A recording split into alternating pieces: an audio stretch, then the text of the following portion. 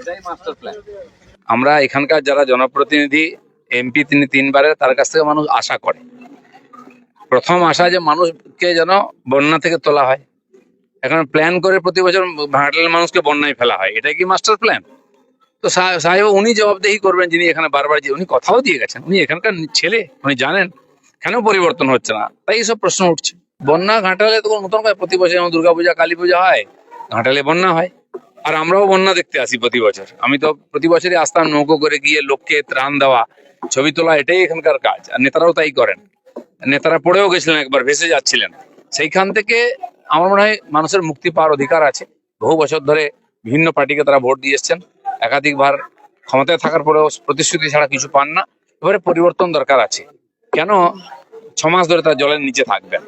এই অধিকার তো আছে এখানকার মানুষের, তারা খুব পরিশ্রমী।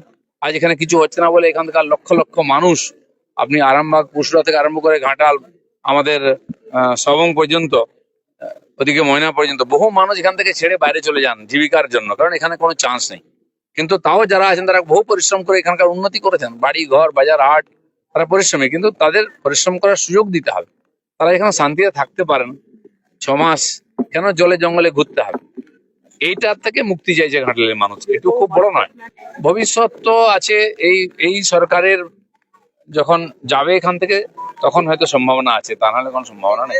মাস্টার প্ল্যান হওয়ার আগে যে হাইওয়ে গুলো হয়েছে বড় বড়, সবই তো কেন্দ্রের টাকায় হয়েছে। আপনারা কি করেছেন? প্রতিশ্রুতি ছাড়া কিছু দিয়েছেন? দিদিমণি আসবেন, খালটা শাড়ি তুলে 6 ইঞ্চি জলে দাঁড়িয়ে ফটো তুলে চলে যাবেন।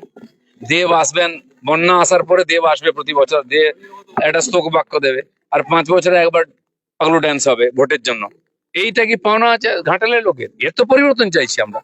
আপনারা যদি মনে করেন চান, সব এমপিরা চিৎকার করে পার্লামেন্ট বন্ধ করে দিচ্ছেন। আমি তো বলছি আপনারা একবার ঘাটাল মাস্টার প্ল্যানের জন্য পার্লামেন্ট বন্ধ করুন, আমরাও থাকবো। আপনারা সেটা করবেন না, কারণ তাতে আপনারা ভোট পাবেন না, ভোট তো পেয়েই যাচ্ছেন।